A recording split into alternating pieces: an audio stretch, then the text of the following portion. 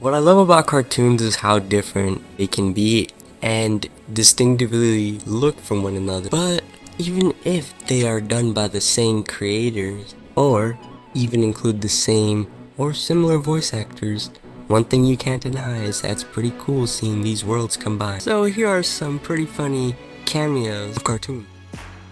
Cats. That was a cat?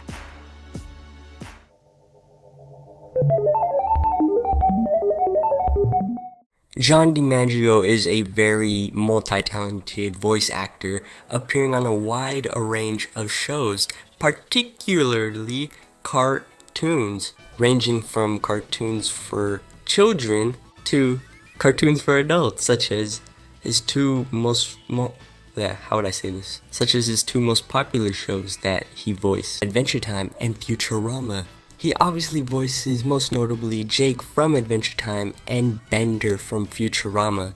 But in an episode of Futurama, while Bender is sliding down the rails of a dungeon stairwell, he meets what looks pretty much exactly like Jake the dog and Finn from the episode of Finn the Human, when he actually looked like a human, because he wished the Lich never existed for a period. I'm sorry, but I had to say it. But yeah, it's pretty cool seeing how John DiMaggio's voice, no disrespect, sounds pretty iconic to both Jake's and Bender's voice. Both sound pretty identical, to be honest, in a way, especially as displayed here. But that in no way is an insult, because it's pretty funny how they actually had the design of Jake down exactly, whereas Finn has human eyes, but other than that, it looks pretty much the same. And he doesn't even have a speaking role, but I just think it's pretty funny, especially because the phrase time is it? Was a phrase used a lot, and probably still, but especially in the beginning, particularly in the trailers for Adventure Time episodes. It would always start with, "What time is it?" Then it would be what the plot would be somewhat, and then time for a new episode of Adventure Time. Memories, man. Pretty funny though. But I'm pretty sure Bender's response is also a way my parents or anyone at the time hearing this thought about the show, because I could admit it would be pretty annoying, but pretty fitting for Bender. That's why it's on this list. Not to mention, Adventure Time is a cute little show featuring candy. Adventure Time is a cute little show featuring candy people and a little boy trying to protect the candy kingdom, which features candy people.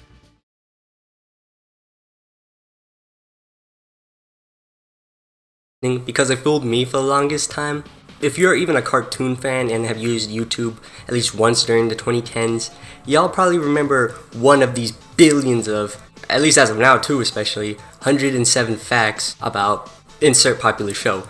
One of them, and one of the most popular videos because of its topic on SpongeBob SquarePants, featured 107 facts being released in 2015, featured one small fact that fooled me for the longest time, and that was the one where Nintendo, who I know only voiced, but still should have known this himself in all honesty, said that Dan Castellaneta, the voice of Homer Simpson from The Simpsons, apparently voiced Squidward Tentacles a couple of times, like as a guest star for when I guess they couldn't get the actual voice actor Squidward.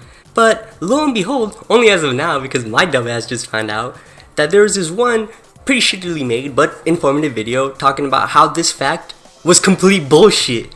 Dan Castellaneta never voiced Squidward Tentacles in any iteration of SpongeBob, not even appearing in any of the fucking mobile games as like a guest star for when they couldn't get the actual voice actor. I guess one of the little they had in their basement at Channel Frederator got confused because SpongeBob's yellow and the Simpsons are yellow, so yeah, it's the same show. But yeah, no, this fact is complete bullshit. But if it's worth mentioning, SpongeBob has made a ton of cameo appearances in The Simpsons. Not a speaking role, obviously, but they got the design pretty down pat in all honesty, given that these are two of the most iconic shows for their respective audiences. But seriously though, 107 facts, fuck you guys. That's why you guys should subscribe to me, because I would never do you guys wrong. I fact check my shit, at least as of now. Anyways, moving on.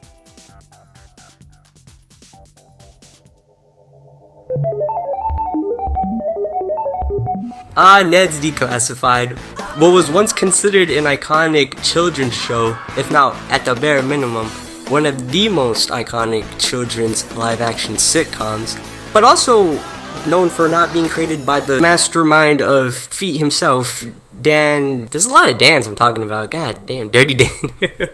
Okay, I'm actually getting them confused, but no shame. Dan Classen is a legend, whereas Dan Schneider he's not the like, let's you guys. But anyways, yeah, this was one of the few shows that he didn't work on, and instead being made by a completely different studio, but now being hated and mostly wanting to be forgotten due to the heartless reactions of the crew to the whole, Drake Bell situation. It's a whole thing, okay? But the point is, right, in an episode of Neds Declassified, Cosmo and Wanda appear to give Ned, I think, right, some advice. But what sticks out is the fact that they kept their animated forms. Like, this is actually Cosmo and Wanda from Fairly Odd Parents, because it even looks like them. It's not that creepy CGI they used for any other iteration of them. In fact, this looks better than any of the other Flash versions that they later on used. I remember watching it with my sister because obviously, you know me, so I mean, it's still up to this man. I really admire the effort they put. Like, they actually could have just made like a shitty CGI thing, but they went all through with it. Pretty cool knowing that all these worlds are combined in a way, with proof from their creators. I think that's something we can all learn from this.